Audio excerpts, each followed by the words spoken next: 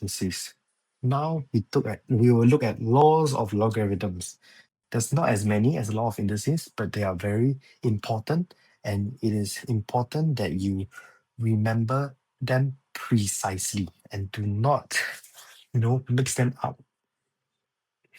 So the first one, if I add two log function with the same base, I can multiply the inside.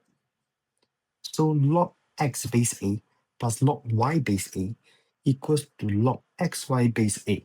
Okay? Then the second one, log x base a minus log y base a equals to log x over y base a. So the one in front, right, becomes the numerator. Okay? Then the one behind, the one you're taking away, becomes the denominator. Okay? Then the last one, log x to the power of n base a equals to n log x base a. So your power here,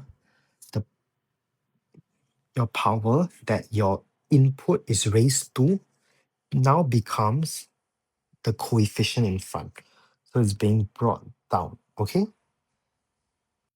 So here are some properties of logarithms. Log 1 to any base that is positive is 0. And log a base a, which means whatever you're taking the input of is the same as the base, then your output is 1. And then log a to the power of x base a equals to x. And this one can be easily proven using your log properties from earlier. So remember, we can bring down the x, and then this is just 1, so it's x times 1, which is just x. That's why you have this. The next one, the last one, can also be proven very easily, but I won't do it here.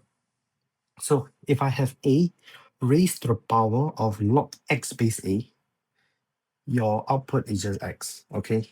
And this is useful to, simplify equations. Sometimes they give you in this form, then you want something easier to work with, you can just rewrite it like this. Obviously, it won't be that straightforward. It's also useful sometimes in calculus when you want to differentiate certain functions, right? But you won't learn about this until next year. So let's look at another question.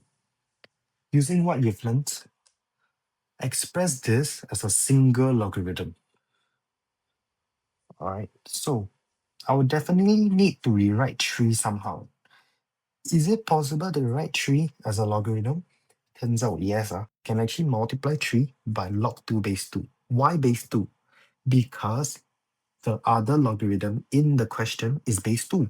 So I want to make things more consistent, so I don't have that many things to deal with. So I multiply 3 by log base 2. And of course, because I don't want to be changing anything when I multiply 3, so I only want to multiply 3 by 1. And log 2 base 2 is 1. So when I multiply 3 by log 2 base 2, I'm not changing anything. And then remember, this 3 is a coefficient, so I can actually bring it up to become the power here. And then this becomes my input 2 to the power of 3, which is actually 8. So now the equation becomes log 8 base 2 plus log 7 base 2. And I can use my laws of logarithms to rewrite this.